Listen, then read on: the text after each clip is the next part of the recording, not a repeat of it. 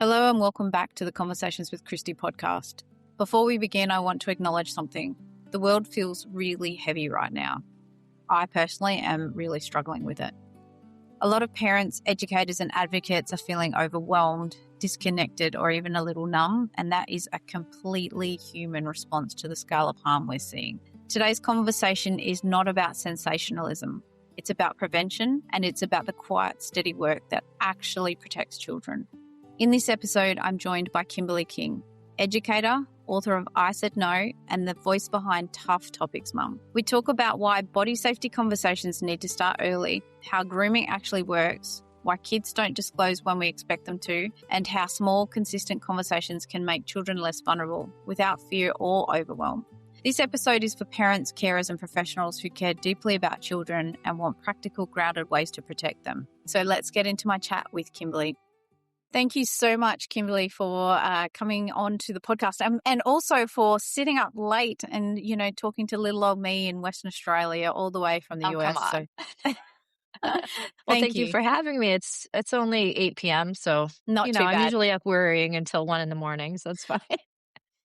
I know. And, I wake up so early thinking about this stuff. Like it's crazy. I think people in our sphere, in our career and stuff like that, we can relate to each other that, we do actually constantly think about this topic and these topics all different hours whilst we're with our pet family, where something might pop in our head and we're like, oh, I've got to talk about that. So, exactly. Yeah. And there's plenty of stuff to talk about. Now I found myself in the Epstein files last night till 1 a.m, just reading some things. And so it's, I'm glad to be back on prevention tonight. Yeah, I know. It's very horrendous what's been released. And I think both you and I, you're the Tough Topics mom and I'm over here talking about prevention as well. And we know that this kind of evil is around and it's out there on the scale. It just breaks my heart. And I just think it's heartbreaking, frightening. Yeah. I've been a little hard bit to believe. Totally. And I've been a little bit disassociated because of it. I think I felt like my brain sort of had a little bit of a moment. And I saw something from a psychologist about how some of us might not be coping right now. And we're probably a little bit sort of overwhelmed and we might be disassociating. And it was kind of nice to hear that from a psychologist say, it's okay because no one's meant to be able to handle this kind of stuff in this larger scale. Yeah. I mean, you think that because you're a body safety educator and an expert on this topic, you probably could handle some of the things in these files. But honestly, last night, I saw something that I never even thought of, and it made me just want to vomit. So I had to put the kibosh on it. I was trying to do a little research and, thinking from a prevention stance, but it's so dark and so twisted that I just have to step away.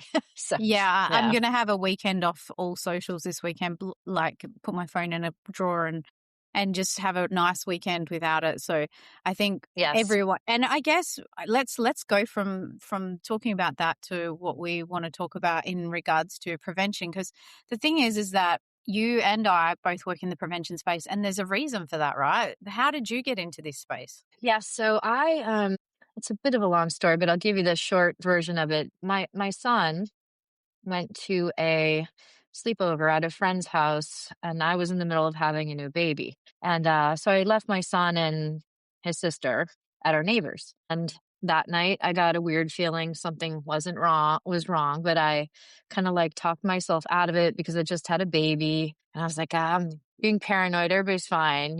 It's fine. I'm just being, a new mom. And when I went home in the morning to pick him up, he kind of ran out to me and jumped in my arms and said, Mom, I had a red flag. Now, we had talked a little bit about body safety stuff, but, just if anybody touches you or your private parts, tell me.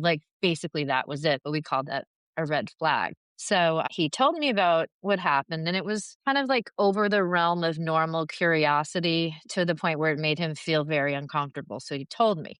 However, that telling kind of triggered a number of memories from my childhood that I had completely forgotten about, and brought up some things that happened to me in college. So I had a bit of an emotional kind of come to Jesus moment where I remembered some things and I realized I needed to get some help. I got a therapist, and then in trying to make my son feel better about it, I realized that there was really no help for somebody who had this sort of like unsafe, uncomfortable touch from a friend. There was no books about it. Mm. Nobody was teaching how to prevent it or minimize the risks or anything. And at that time, we all still thought it was the stranger in the van or, I remember as being a young mom, I was obsessed with like the Elizabeth Smart case. And so I had Mm, completely turned into a safety freak, I think, because of my past that I never mm, really dealt with until my son had this incident.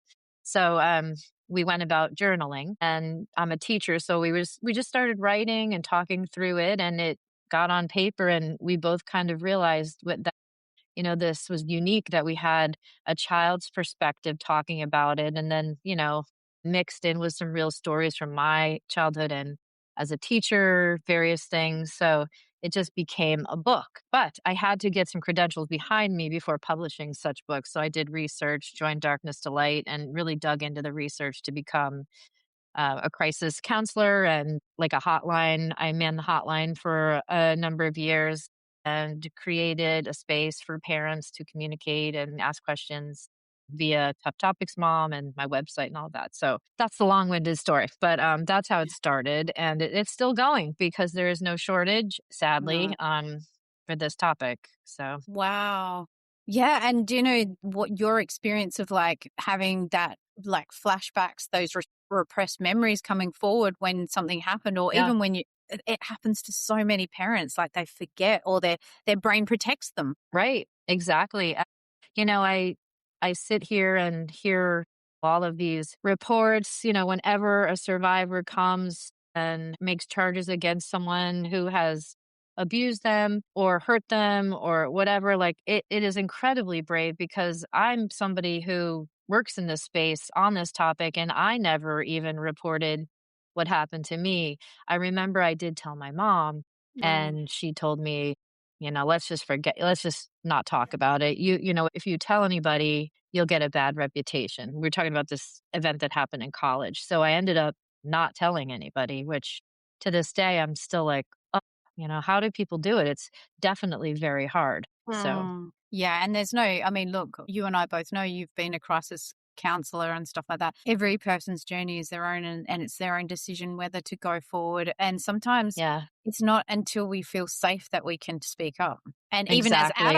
even as adults, Oh we don't feel yeah, I safe. know. Yeah. Yeah, it's crazy. So to expect kids to tell us, I think is the question of the day. And people always say, well, your book is like about helping kids learn how to tell. And yes, it's very important to know, body parts, body boundaries, body safety rules, making sure that parents have these conversations with their kids so that they know if anything strange or uncomfortable or worrisome happens, they can tell. But, more cases than not, they don't tell because they're terrified. So, when things are happening, especially with adult to child abuse, there can be manipulation, there can be threats, there can be, these consequences that the kids think could happen, like they could ruin their family. So that's why really teaching body safety from an early age so that kids understand it and parents know how to minimize that risk, I think is so critical. Yeah, that's what I realized in the police interviewing kids who had been abused and getting their Yeah. evidence and then investigating the cases. I just realized that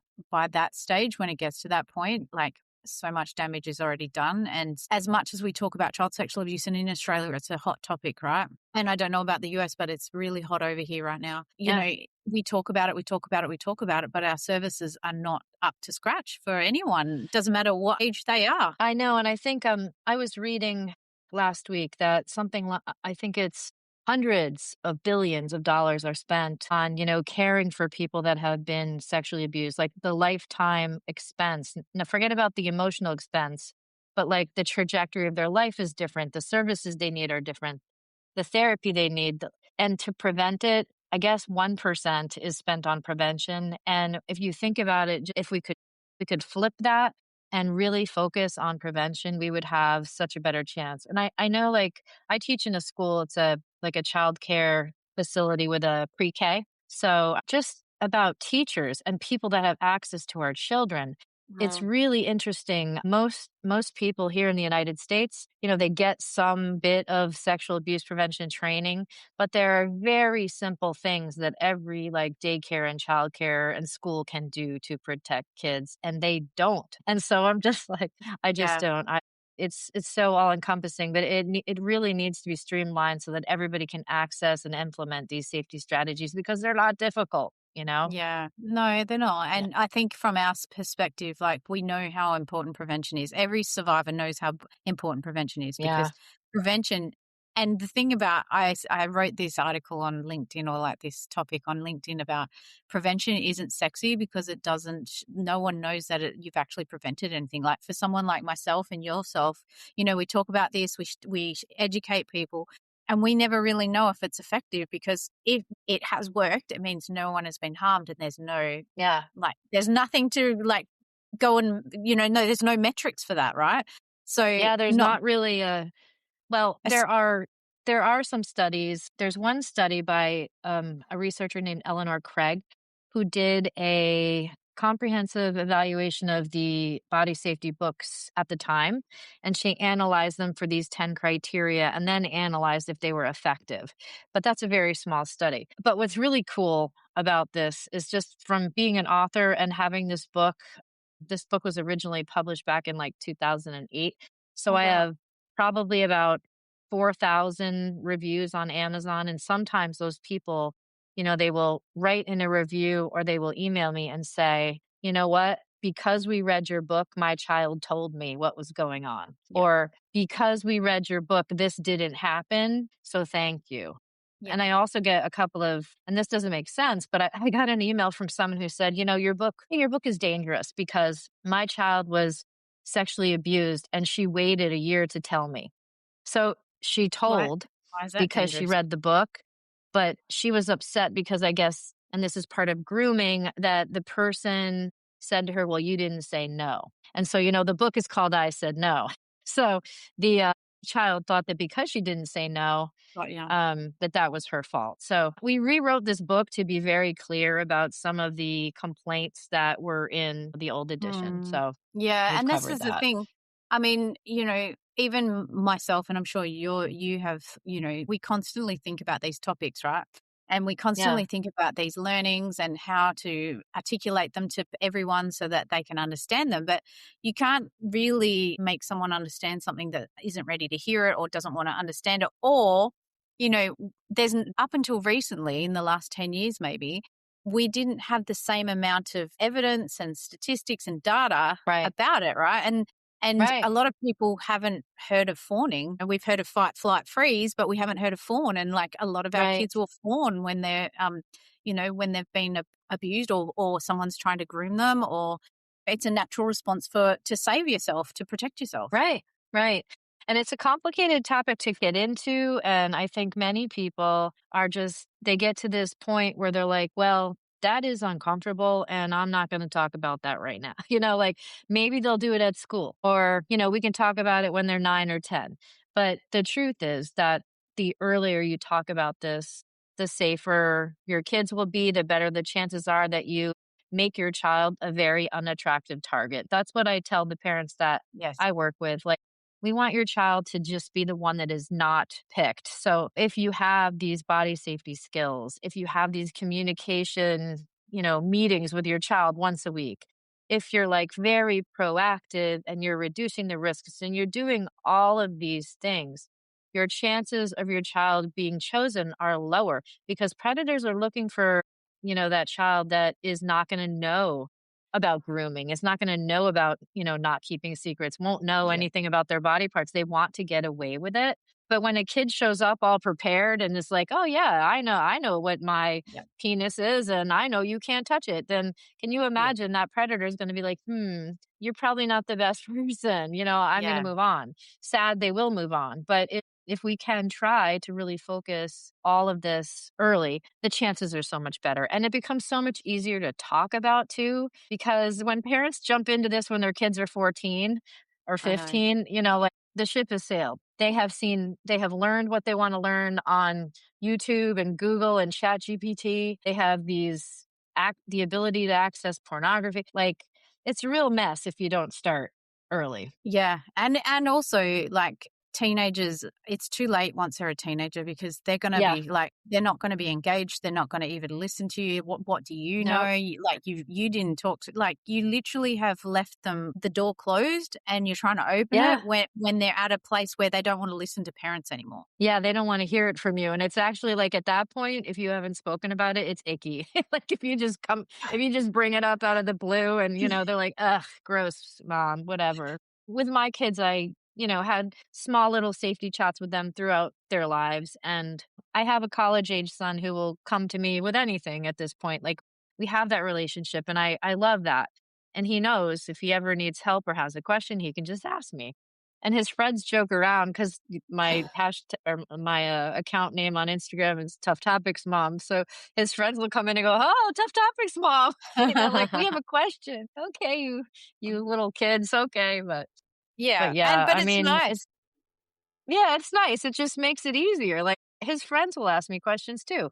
I There's nothing that I'm not willing to talk about, and I think if you have that kind of mindset with your kids that they can come to you with whatever, and you're gonna be open and honest and support them and not judge them, then they are gonna come to you when things are good and when things are bad and scary. So, Mm.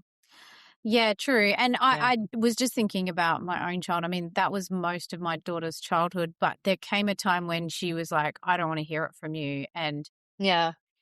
like, she's nearly an adult, and she's, we clash because she's very opinionated. I'm like, "Well, I've been here and I've seen this."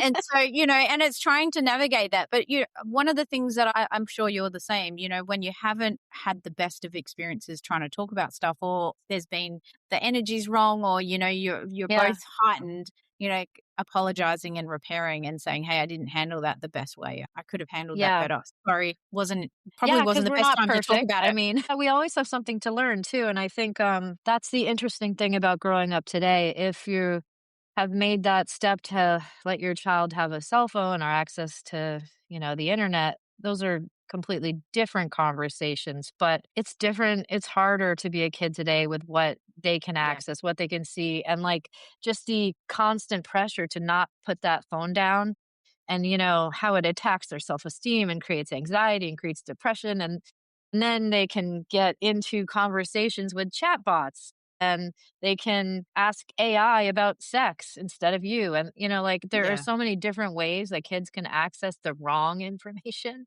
Yeah. So yeah, it's just tough. It's And very tough.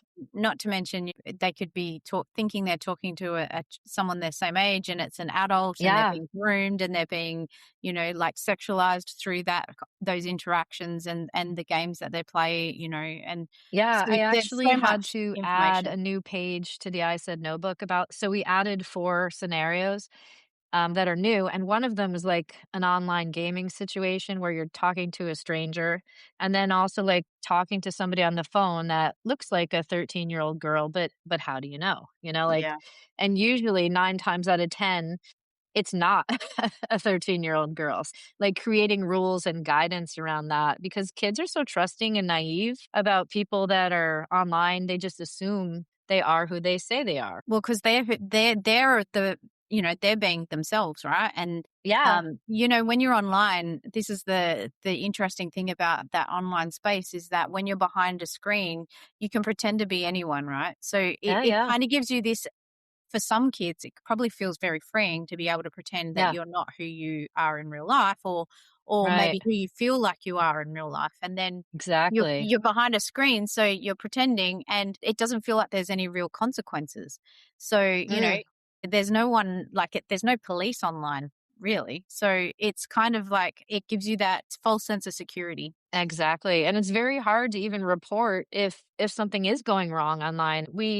I went to a march this year in New York City with the Heat Initiative, and we were protesting against Meta because there were, like, 42 cases of children ending their life, and there were, like, online grooming situations and sextortion. So, when I heard, like, actual mom stories about, like, how the online grooming happened and the sextortion and how, their kids went to bed one night at 9 o'clock and in the morning they were not alive. It's really, like, all hands on deck code red, like we've got to Mm. really give our kids safer tools. It's a soapbox I get on a lot, but I think like either you wait until your children are much older or you give them a safer phone like the Bark phone or the Trumi phone or the Gab wireless phone. I'm sure there's different phones where you are Yeah. as well, but I'm considering getting a Bark phone for myself because I don't want to be online anymore. Well, I know, and I don't know if you've heard of it. It's called the Brick. Have you heard of the I Brick? have heard of it. I was thinking about getting it. It's really good. Like I'm tempted to write to them because I got it just before Christmas, and for the whole Christmas break, my phone was bricked. It's called Brick Your Phone, right? And so my phone was That's bricked. great. I couldn't access like Instagram, Facebook, any of the things that like you got to choose which ones. And every time you pick it Yeah. up and go to it and realize you can't, it says get back to real life. And so I was like, okay, I'll go back and do Okay. something. So, and then it became a game to me, like how long can I go for? And so, How long can you yeah, go? it was like Yeah. I ended up doing 26 days, I think, over the Christmas period. Oh my gosh, that's great. I mean, I'm feeling good that I did like 2 hours off my phone today. But when I teach, I have to use, like computers and all of that. And then I use my phone to get home directions. But I spend like an hour online just doing research and social media. Yeah. And it's time wasted, really. But The good thing about the Brick, and I don't know why I'm promoting it right now, but the good thing about it is that you can still use all of the different parts of your phone that you need to use. You just can't use social media or whatever you choose not to use. that sounds like a good Christmas present for all of my children. Yeah, I highly recommend it. I should really talk about it more because You for should go me, call them up. I should go, hey, because for Yeah, me, I was like, I want to use my phone for the purposes of like reading a book or looking at, online websites or online shopping or whatever. But I don't want to be on sure. Facebook. I don't want to be on Instagram. I don't want to be on TikTok, all of the things, right? So Yeah. that's what I did. I turned them off. I couldn't get access. And it was literally, like I said, it became a game of not being on it. That's amazing. I'm gonna have to get one. So tough topics, mum. So I guess did that start up like what was the purpose of starting up that handle and like really I mean you wanted to talk about body safety, you wanted to talk about prevention, but that's a really Yeah. interesting handle. Yeah. So it started off as like I Said No, the name of my book, but you know, that didn't really help people find me necessarily. And so there are so many tough topics to talk about. Yeah. I was just thinking, and I kept finding myself saying, like, this is a tough topic, blah, blah, blah. So Yeah. I just Yeah. looked So to it see if became it was who you are. available. I don't know that it actually tells people what I do. I try to do that in the account, but I Yeah. talk about sexual abuse prevention, parenting, a little bit of teaching tips. And then I wrote a book for parents that is basically for parents and teachers how to work together and implement body safety strategies at school and at home. So I talk a little bit about that. And then I also share some of my advocacy. And if I do speaking events Hmm. or what Hmm. have you, that's all in there too. I like it because I do my account by myself. And if somebody DMs me with a question, I answer it. I don't have 100,000 followers and I'm not the, I'm just a little Yeah. person answering little questions that people are often too scared to ask other people Yeah. because it is tough. So, There's a lot of judgment too in the parenting space when you don't know something, right? yeah, there really is. There's all these different types of parenting styles that mix in with body safety. I feel like I'm pretty well balanced in my approach because I came from my kids were raised in a military family. Their dad was authoritative and I was more like middle of the road, you kind of like balanced. And so I saw how the different parenting styles affected my kids. And so now that I'm, a teacher and I'm 55 and I have these parents in my class that are younger and they have these 5-year olds, I can help them a little bit better in that space too, because so many of the things we experience are common. Yes. My child's not listening to my no. That's one I get all the time. And that one, I love to say, well, this is a really important thing to teach because how you model your no and how you reinforce your no helps them understand what no means so that they can keep a boundary about themselves and their body. So, like, I do a little mini class on that about the power of no Mm. and how to say it, how to mean it, and how not to get lawyered into a different decision and how to choose your battles. If you if you mean no, I think you really do have to stick to it because it teaches a valuable lesson that carries on with your children when they give their no. Yeah. Oh, I remember having battles because I grew up in a very authoritative, is that how you say it? Very strict family, like, Yeah, yeah, and so I didn't have anyone to talk to, and I didn't have anything, you couldn't speak up if you wanted to. You just know yeah, that's it. And then, of course, that led to me as a teenager, like sneaking off and doing things because they said no anyway. yeah, Like, yeah. why ask when you're going to get no? When you're gonna get a no. Yeah, but in saying that, when my daughter came along, I was always thinking about, like, I'm always willing to listen to her reasoning for why something should happen. But there's been times when I stood firm, like social media. She wasn't allowed social media until 13. There was things like, she wasn't allowed a phone until a certain age, and then she wasn't allowed to do sleepovers for some Yeah, houses, and like there was so many things along the line. And I just remember, I felt terrible. I felt terrible inside, but there was a eh, little voice in my head that said, if I don't model no and stick to it, yeah, then how will she know when she needs to stand true? And, it's got to feel safe for everyone. And yeah, it's not. exactly. And so that after everyone was calm, I would explain, like, this is why. I would always Yeah, explain the that's no, good. but it Yeah, it's feels, really it's important. horrible when you're a parent and you don't know how to say no yourself. It's so hard, and then, like, I mean, my kids did not have tantrums, thank God, but, we have a student who has some tantrums, and, that's really challenging because, you're at school and you're saying, "No, honey, you have to let go of mommy. Mommy's gotta go to work," and then this fit happens, and, like, I feel so bad for this mom because she's embarrassed, she's been Yeah, firm, and, like, nothing works, and I just have to say that so many people go through that, and it is pretty normal, it is very. there's usually a reason for a big meltdown or a tantrum. Um, so my parents in my class, they hear all the body safety things all the time, but I'm like, you know what? If if your child is avoiding a space, like I'm always trying to include some of these little body safety tips in our day, like in my newsletters, not overwhelming, but just, little things for them to think about. Yeah, and when I think about my own daughter, sometimes, I mean, especially around 4, which is the 4, 5, which is what the age group Yeah. you're dealing with, some of it's just secure attachment and not wanting to be without their mum. Like, it's not that they Yeah, don't and feel that's safe. I know that's okay, right? Like Yeah. we My shouldn't daughter feel was bad like that. about that. My Yeah. daughter was like that. She would cry when I left her, and she was such a confident kid, but when my husband left her at, like, school or at, childcare or whatever, she'd be like, "See ya." But when I took her, Bye-bye. yeah, she'd be like, "Bye, have a good day." And then when I took her, she'd be crying and not wanting me to leave, and that's really, like, it made me feel terrible. But, you can do those mini check-ins. Is this, because she doesn't feel safe? Is this because there's something else going on? Is she not feeling well? Or is it just because you don't feel like you don't want to be without your mum today? Like, I think, Yeah. And it can be any of those things yeah, yeah. and So, all of those things. and 4-year-olds and 5-year-olds, like, they've got everything going on. They really do. But I They have really big love that age. feelings. Yeah, they do. I love that age group though. Yeah, they're great.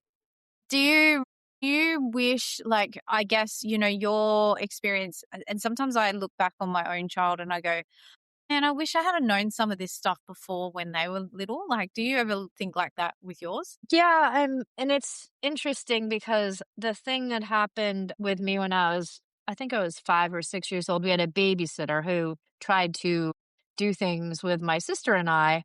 And my mother did say something to the effect of, "If anybody tries to touch you, tell me." So when that babysitter and when my mom came home, that babysitter, we never saw her again. I told my mom what Yeah, she okay. had tried to make us play games with our private parts. I told her, and she just said, "Oh, that's terrible," and then we never saw her again. So that was it, but especially when I was sent off to college completely unprepared, nobody talked, and I went to a Catholic school, so nobody talked about sex ed, Mhm. anything having to do with, like, your period, all of that, got nothing. So Oh, I had to that's so figure tragic, isn't it? it is. I remember junior year in high school. I was in the bathroom with my friend trying to like coach her on how to use a pad or a tampon. Like they didn't tell us these things, No. our parents that age at that age, and the Catholic school certainly didn't either. So I went to college knowing absolutely nothing, and I also went to college not really having much experience with drinking. So when Yeah. you put Combine the those two. two things together where you don't know, your drinking limit and you don't know anything about consent or sex or any of that, really a recipe for disaster. So if I 100%. could go back, I wish somebody would have had some kind of conversation about that with me, but they did not. Yeah. So, and then there's that here in the States, they call it like the red zone, the first 3 weeks of college Shit. for a freshman girl are like the highest chances of sexual abuse. So, like, especially at the very beginning of school when there's tons of drinking and partying and nobody really knows each other, there's a lot of abuse that happens during that time. Oh, wow. I Yeah. mean, the college experience in the US is so different to Australia. Like, we don't have the same culture and like that, all the kids get sent off to, a lot of kids today in Australia, they either go, into full-time work or a trade, or some do Yeah. go to university. And I'm sure there is, and I do know that there is some risks with university in Australia and stuff. But I didn't know that about the red zone. Like, I didn't know. And it makes sense, right? Yes. And Add alcohol.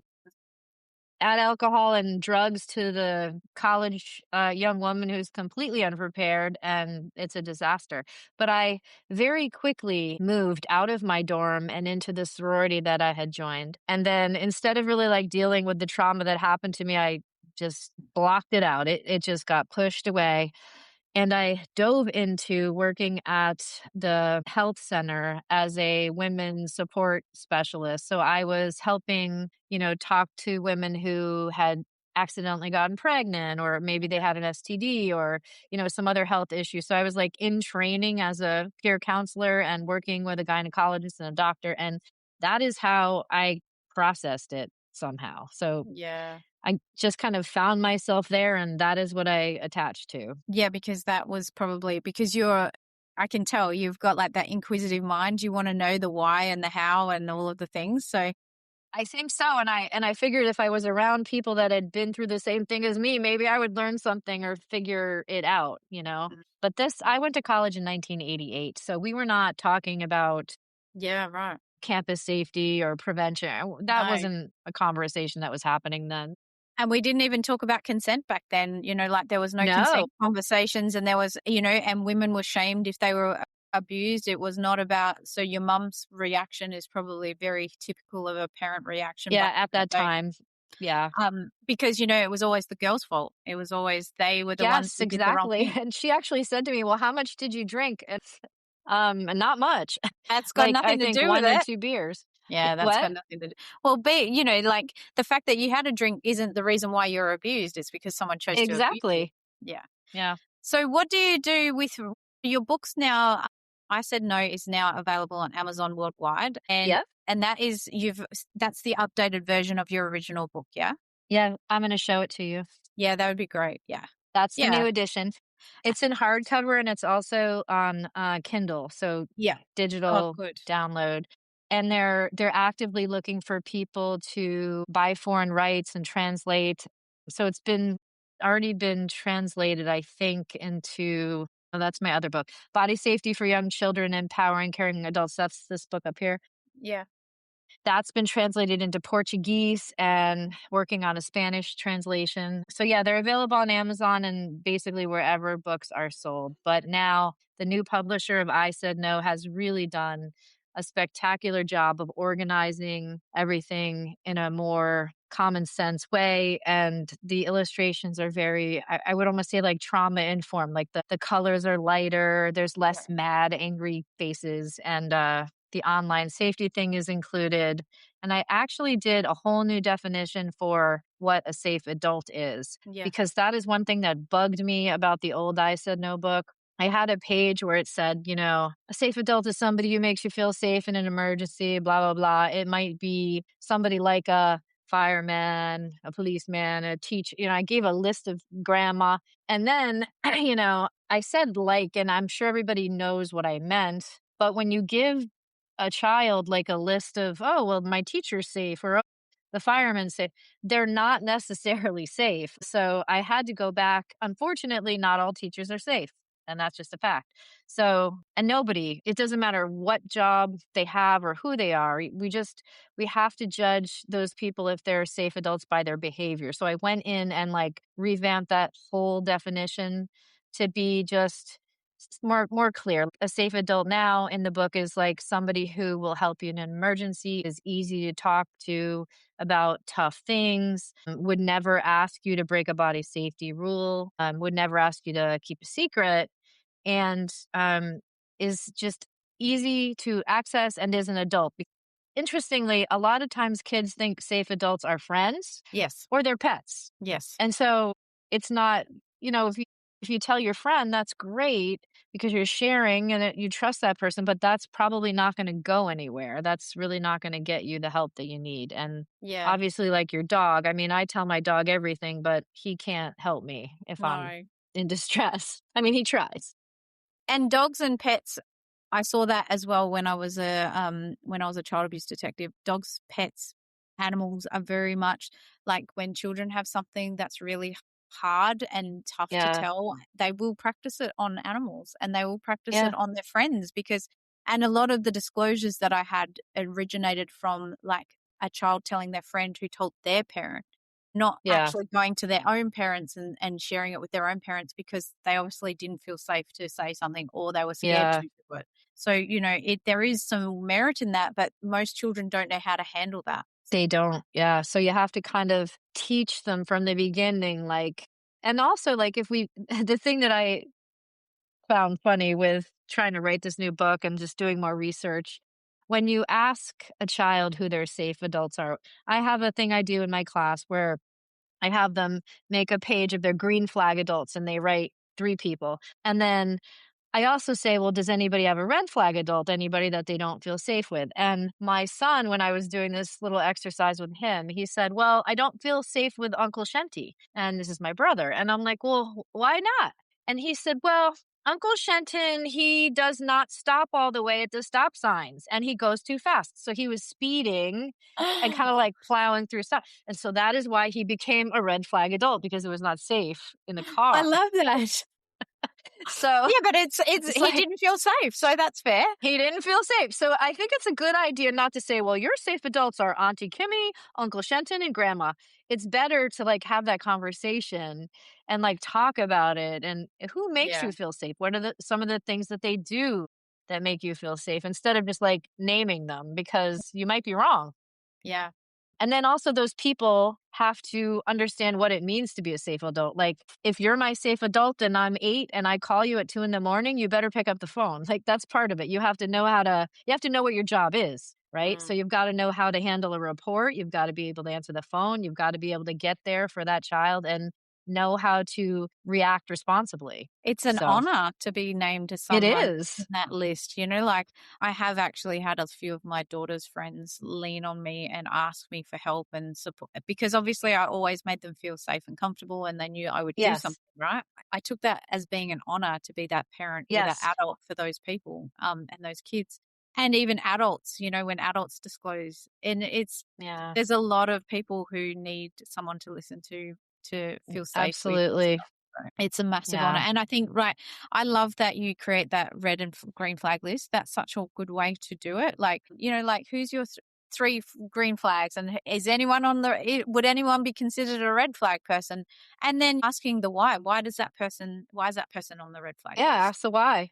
Yeah. Yeah. And And you one might thing just I learn talk something. about in my book for grown-ups that's like a really good way to kind of get that conversation going is keeping like a conversation journal just like in the living room or wherever. And if you ever have something that you're uncomfortable about, you can write it or you can ask a question and then the parent can write back. So Yes. you can have a question of the day. It can be about anything. And Yes. it doesn't necessarily have to be about body safety, but just making like one extra way that kids can communicate with you and vice versa is just like a neat way to come at it because Yeah, we that's don't a talk great enough idea. anymore. I think I saw somebody doing a post about how it was so it was so important to spend 7 minutes with your child talking every day. And I'm like, 7 minutes? Like, what? Like, that is not enough. I don't even 7 know who minutes. said it, so I Is that can't the call them out, minimum? but it was like it was one of these big like parenting experts. I can't Wow. remember. But 7 minutes is not gonna do it. Just saying. So Well, 7 minutes isn't even like one trip to the school or anything. Like, do you not talk to each other any other time? Like, no, I mean, look, I I can don't see know. I where mean, some parents probably, I think some of my best chats were like when the kids were in the car and they were yeah. captive audiences. That's like my favorite time. Yeah, same. Yeah, my daughter, even now, if she's got something really tough that she wants to talk about, she'll go, "Can we go for a drive?" Because we're not looking Yeah. at each other. Generally, we're calmer. Yeah. You can play some music. Yeah, it's interesting. I also think that we don't realize just how our kids, like, we think people are safe and we think that they're okay. But, something as simple as like driving through a stop sign might not like make your kids feel safe. Or, I know that my child would say, "Oh, that person doesn't stop tickling when I say stop." Or, Oh yeah. like things like that. And, when you take that into perspective, like when you start thinking about consent and, if adults aren't modeling the no and the stop or Yeah. okay, it's your body, I won't do that, then Right. everyone should be on the same page, right? And they should all be modeling that. Absolutely. 100%. I wrote a book called I Said No to Hugs last year, which is kind of like modeling that for kids and parents. So it follows the story of my niece who would not hug me. And she's the cutest little thing, but she would just run away, like do a dance, go up a tree, like all these things to avoid me. Anyway, long story short, she ended up hugging me on her own terms and I literally fell off my chair when this happened. It's interesting because at school, most kids just come up and hug you. They don't usually ask. They're 4 or 5 and they're full of love and they just want the physical affection. And I read the book to them in the beginning of school. And now every single one of my kids at school will say, "Would you like a hug, Miss King?" They ask. And Wow. it's so neat to see like one little book has taught them to ask for a hug and also that other people have to ask, and Yep. just like a simple So lesson, simple. so easy. One book, a couple of conversations, and then they have this new boundary that is so important And it's important because it is the foundation for all of the other, like, for everything else. yeah.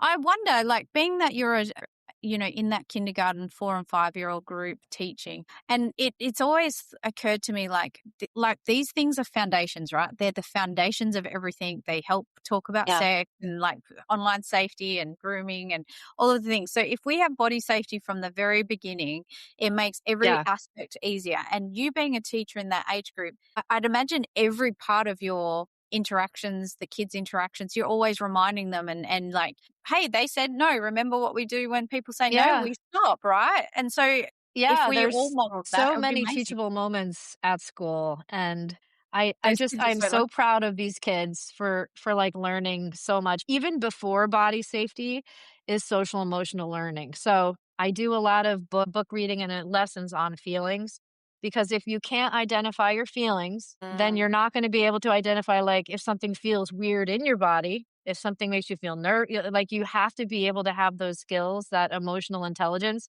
So that's what basically going to preschool, reading books, singing songs, doing all these activities to help you learn about those feelings. That just folds right into body safety. Yeah.